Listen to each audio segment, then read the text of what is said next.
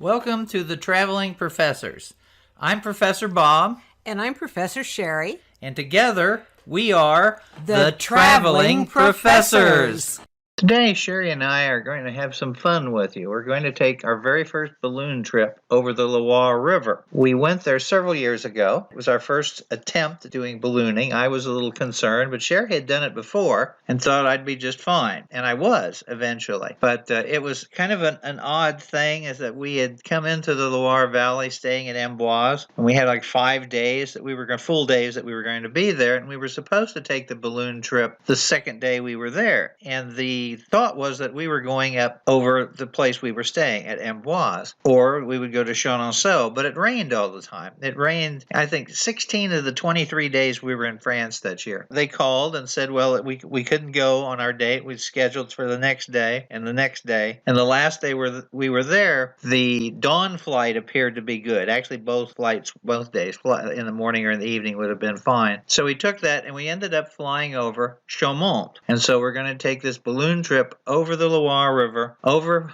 Chaumont, and down the river. So we hope you enjoy it. When I first told Bob I wanted to go hot air ballooning, I wasn't too sure how he would deal with it because he's kind of uncomfortable with heights. But to my surprise, he took to it like a duck to water. You have to get up very early for several reasons. The first one is, it's just beautiful to see the sun coming up and to hear the roosters crowing and dogs yapping from far below. It's a little surprising when you first hear people talking and they're that far away. Secondly, the cooler the air is, the easier it is for the hot air balloon to rise. At sunrise, we waited outside of our hotel for our pilot to come by and pick us up. She picked us up with her ground crew, whose name I believe was Francois, and we drove to Amboise, down the road about 10 miles, where we unloaded the balloon. Now, there's actually 2 of them that are going to be launching here. There's the big balloon, which holds up to 24 people, and then there's our little balloon here, which holds 3 people, Sheri and myself, and Lawrence, our pilot. It doesn't look like much, but that's okay. I wasn't really concerned about that. Now, here they are setting up the big balloon. Now, I have not been in a regular balloon, and so the big balloon was kind of, being with a whole bunch of other people didn't really appeal to us. However, when we went to Egypt this past year, we did take a balloon flight and went in the bigger balloon, and it was quite all right. We had a good time. We were in a good location. So we watched them roll out the balloon, start to fill it up, and then they got in. And at that point, it's our turn to start getting ready. Sometimes you get to help the crew with the launch process. Maybe you help spread out the balloon on the wet grass. It's usually pretty tall grass too, so you get all wet. Sometimes you just watch and take dozens of pictures. That's my job. The excitement really starts to rise along with the hiss of the burner and the billowing of the balloon, though. As you can see, we're going up in a small basket, just us and our pilot. Some flights have a huge basket and much larger balloons that will accommodate a couple dozen passengers, but we prefer the smaller ones because you get to know the pilot and the crew. Lawrence, our pilot, is one of only a few female pilots, and we have flown with her twice now. And we've also stayed in a historic rental property she's restored. We're Christmas card and Facebook friends. You know how that is. In all likelihood, there will be other balloons in the area, and you can watch them fill and launch too. The colors and patterns are pretty basic, and the ladybug is one of my favorites, though. It's just cute. Our pilot works for the company that makes the balloons, and they are flown all over the world. As you can see, our balloon is below the level of the chateau as we approach. This is because she has more control of the air current and working the balloon to the location she wants. Some balloons are much higher, but they have more trouble getting their craft approximately where they want to be because of the upper wind currents. Here we are approaching the Chateau of Chaumont, which has been around since the Middle Ages. Actually, the earliest castle on the site was built out of wood. Now, during the Renaissance, it really took on some real notoriety because it was the battle between 2 women. Originally, this was the castle of Catherine de' Medici, who was the wife of King Henry II. And King Henry II's mistress, Diana Poitiers, lived at Chaumont. Now, after the death of Henry II, who was killed in a terrible jousting accident, Catherine de' Medici demanded Chaumont. So sometimes you'll read in the guidebooks where she traded for Chaumont. Basically, she took Chaumont, and Diana Poitiers ended up stuck with this. Now, when we got up over the top of it, you got a good view of the courtyard. Originally, it had a building on all 4 sides, but the 4th side that faced the river was removed for better viewing.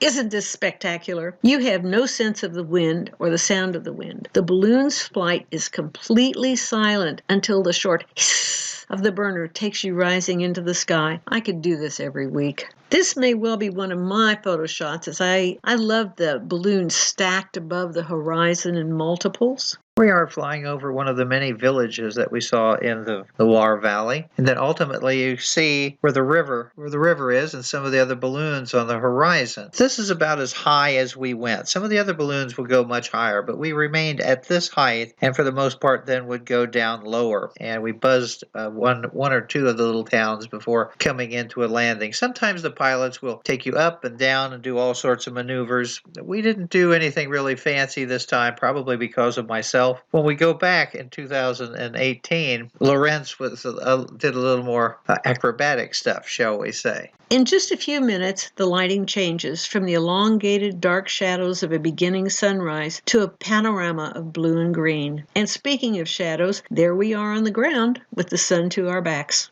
The sounds of dogs, chickens, and people dashing to work and school rise in the air with surprising clarity. Cars are still in the garage, so the fantasy of being a watchful angel looking over your little village is still intact if you have an imagination similar to mine.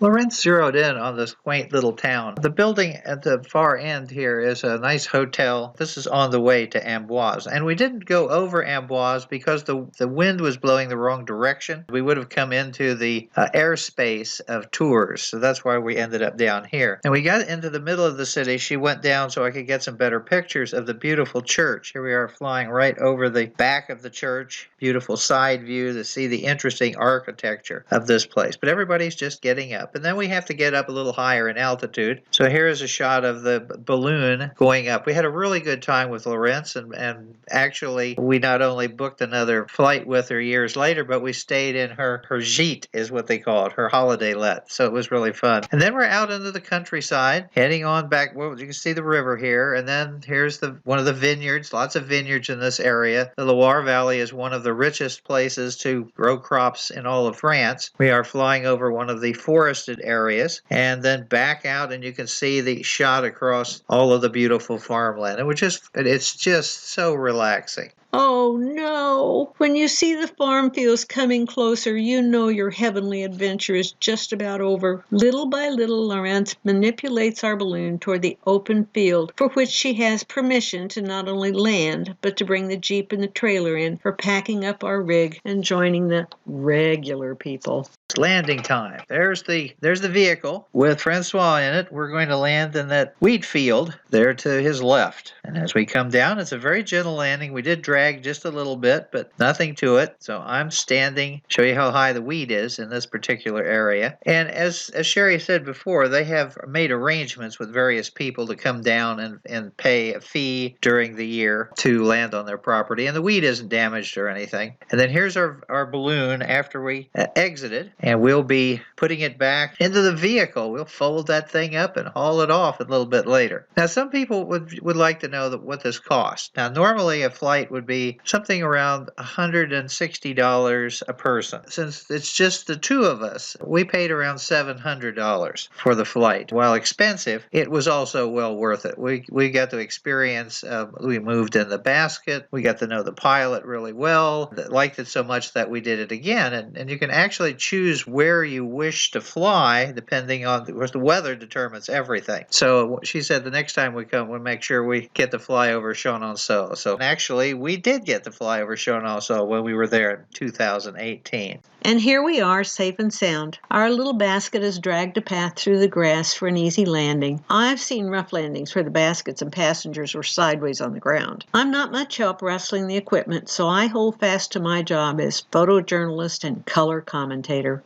It's amazing what it looks like when you take that balloon and you fold it up and it fits into this little bag right there. And then it took three of us to roll it into the back of the carrier, and then we moved the basket in there as well. And here's Sheri and Lorenz opening up the champagne and Well, it's time for the traditional champagne toast. I thank our pilot for good air, a safe landing, and an experience like no other. You always get a certificate with your name plus the cruise. I think Lorenz brought croissants, perhaps, but maybe that was another flight. And I'll just have one more glass of champagne. After all, it's not right to waste a good grape. Sheri and I hope you enjoyed the tour. Please come by our YouTube channel at Bob Packett on YouTube. It should be History According to Bob, but it comes up as Bob Packett. That's the easiest way to get to it. And please subscribe and leave some comments. Thank you very much. I hope you enjoyed the show. Please subscribe, give a comment, and if you like history, please come by historyaccordingtobob.com website where I do 6 podcasts a week on different topics in history, and there's all sorts of CDs and other things that you can see. So thank you very much.